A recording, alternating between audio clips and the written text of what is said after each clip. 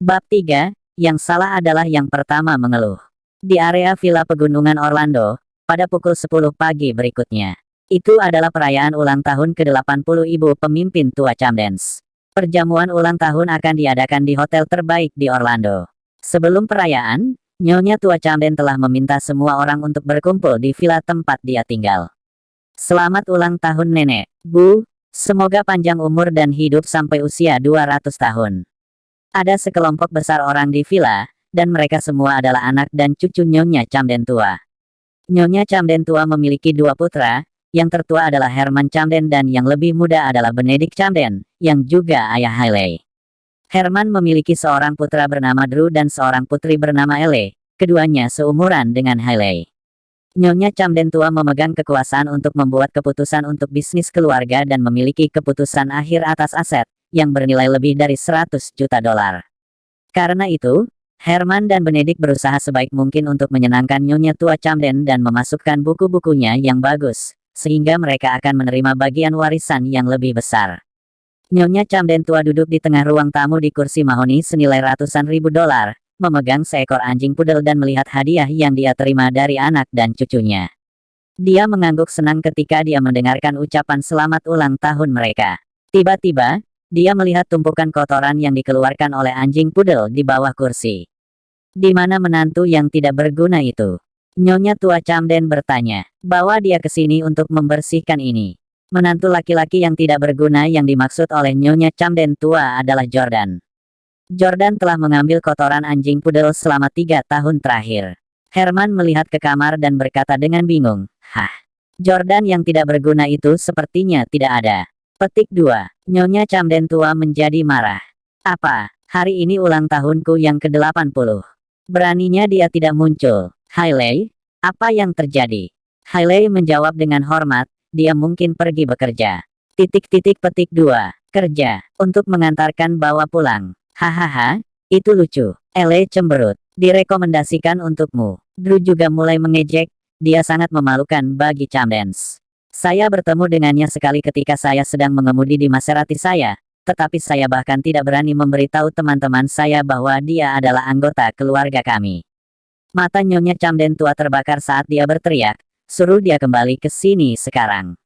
Dia tidak tahu bagaimana mengikuti aturan dasar sama sekali. Ketika dia melihat betapa marahnya neneknya, dia tidak punya pilihan selain mengatakan yang sebenarnya.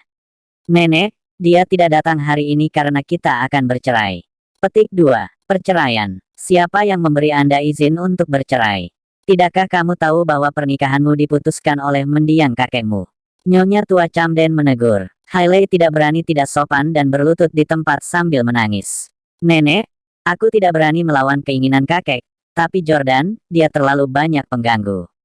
Petik 2. Merasa sakit hati ketika melihat Hailey menangis, Nyonya Camden tua berjalan mendekat untuk membantunya berdiri. Hailey, berhentilah menangis, kamu adalah cucuku, dan dia hanya menantu yang tinggal. Katakan padaku bagaimana dia menggertakmu. Aku akan memberinya pelajaran atas namamu.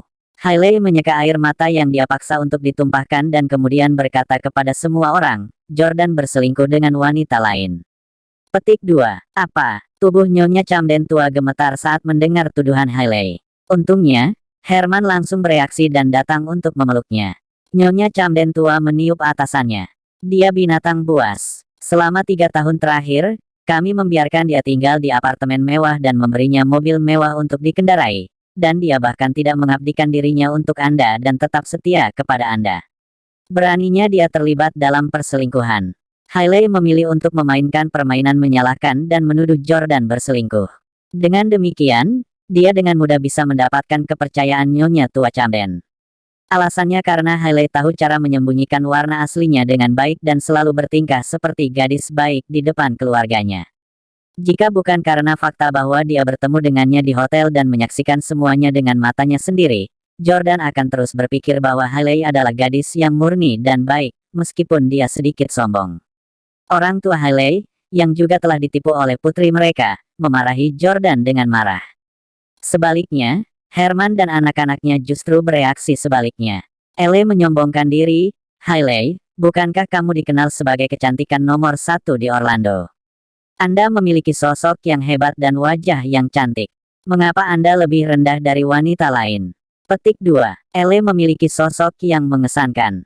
Dia menerima lebih dari 100 juta suka dan lebih dari 10 juta penggemar ketika punggungnya terungkap dalam sebuah video di platform berbagi klip pendek. Di antara semua pembawa acara yang memilih untuk tidak mengungkapkan wajah mereka, dialah yang memiliki penggemar paling banyak. Namun, penampilannya rata-rata dan terlalu biasa dibandingkan dengan Hailey.